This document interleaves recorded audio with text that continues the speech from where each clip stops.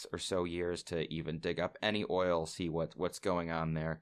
For this to be profitable, there needs to be sustained investment. And if companies don't know if there's going to be sustained investment, they can't just start digging because we're in an international global crisis and the stuff going on in Ukraine. Like, the company is, at the end of the day, worried about their bottom line. They want to stay in business. They're not just going to say, okay, crisis in Ukraine, let's just dig down into all these holes. We're not going to wait for regulations. We're not going to wait for funding. We're just going to do it to try to signal that we should lower prices. What was the whole point of this being like, there's too much regulation and we should be investing in more oil? Like, that's what I'm taking from that. And more broadly, I think the Biden administration isn't doing enough to make us energy independent. I like that we're no longer taking in Russian oil. I think that was an executive order signed. The second half of that, we need to get more oil from here. But I don't know if you disagree with that sentiment. It's hard. I would rather like get more natural gas as a transition fuel if that's what we need, oil as a transition fuel. Mm-hmm. The problem is that they both take such high investment that since we're saying we're going to be investing in these renewables, let's say it's similar 2030 target or whatever, what's the business incentive? We could do some government intervention in the market, which I'm sure you're a big fan of, or in wartime I could be a little bit more. Oh, you can get behind this. Okay, this is exciting. So, everyone, Zach says that the government should go and fund oil drilling. You heard it here. Heard it here first. I'm open to the argument being made. I don't like putting myself in a hard line saying, yes, we need to fund things. No, we don't need to fund things. The government exists, right? And I think part of its existence is defending the American people. So if you can make this argument that, like, we're actually defending American people, making lives better, worried about inflation too. There's an inflationary spiral that's arguably going on right now.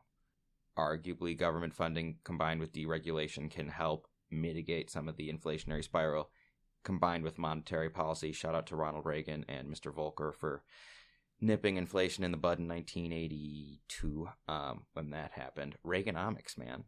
It's back in vogue. Uh-oh. I'm not even going to respond to that. Matt went cold. I'm just at a loss. Yeah, I'm at a loss because I feel like that was just a hodgepodge of a lot of buzzwords that I'm trying to pick out. I think I tried to make the transition from our current situation, energy usage, to our current situation with regards to inflation and how those can be intertwined. That, to me, is the same impact as saying, hey, why don't we invest in more green energy and upgrade our grid? And now here's all these things and it's going to work and we're going to need less oil overall. So instead of increasing the supply but keeping demand the same, why not decrease the demand, and thus supply will follow, or price will go down. Even if we were to be 100% oil independent, we don't need it, we're green, we might still want to produce this oil and sell it so that we have a share in that market, and it's not like just all the bad actors previously named are shipping oil. That wasn't what I was saying. I was saying let's bring down the price the other way, in a way that's more sustainable, puts us in a position to like sort of be a market leader in the renewable space, invest in jobs at home in terms of building plants, operating plants, upgrading transmission. All of those things take investment, and they're also done through a lot of public-private partnerships with utilities, which I'm sure you're excited about, given that it's sort of private plus public sector coming together. Well, I like some of that. Some of that scares me. But I think we can do it both ways. I don't think it has to be one or the other. I think we are making a lot of green investments. And like I think I mentioned last week, I would prefer we didn't make those investments in China, but made them here. So if our government says there's a national security interest in us being less dependent on oil, I am all for that. What is the right dollar amount to invest in green energy versus investing in new drilling? I don't know. I think it needs to be tackled from both ways. Right now, Democrats control the House, the Senate, and the presidency. They seem much more willing to invest in green energy, which is a great long-term solution. Not particularly. No? It's kind of held up. I don't know if you've heard. Oh, Mr. Joe Manchin? Yeah. He has held, the Democrats in general, right? Joe Manchin is a character in and of himself, and Kirsten Sinema, I'm not sure where she stands these days. Yeah, I don't know if she does either.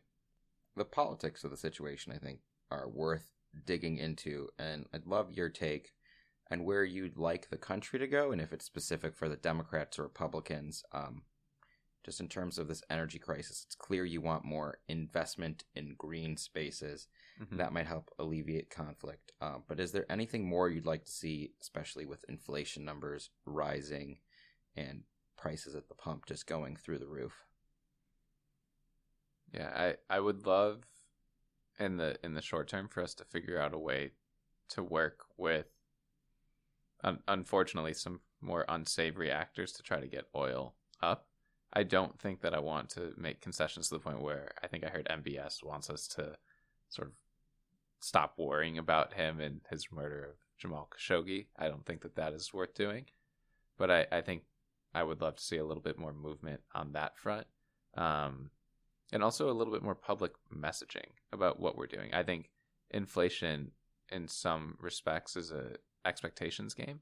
Mm-hmm. And so seeing people making moves to curb it mm-hmm. could be helpful. And I understand the oil market is a bit more numbers driven, so that's a little bit harder. Yeah. But I think that is a key point that maybe isn't being done to the fullest extent, or maybe it is and it's just not being covered because other aspects of this war are taking up all of that coverage, as they should right now. The humanitarian things are very important in keeping up with that, but I think there's maybe room to expand the conversation. I think there should be a Joe Biden fireside chat. Here's how we're dealing with the war effort and inflation.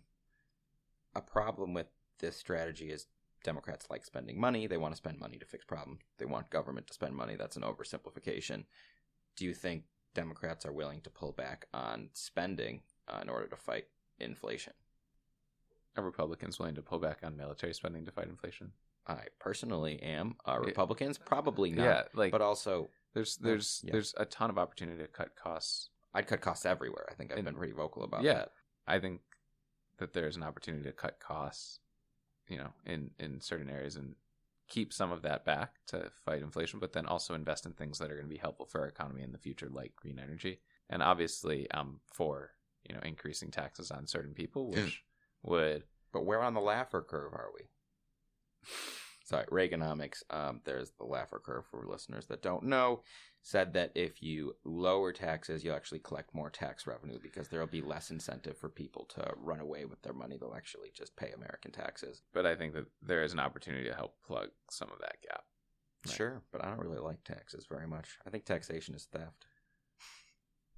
If we're going to talk about financial crime, I think tax avoidance is also definitely up there. And if you're making over $400,000 a year, which is who Biden wants to raise taxes on, I think you can afford it. Same thing for some corporations that are paying almost nothing in taxes. Don't think it's theft. I think it's paying your dues to society that has provided a lot of infrastructure for you.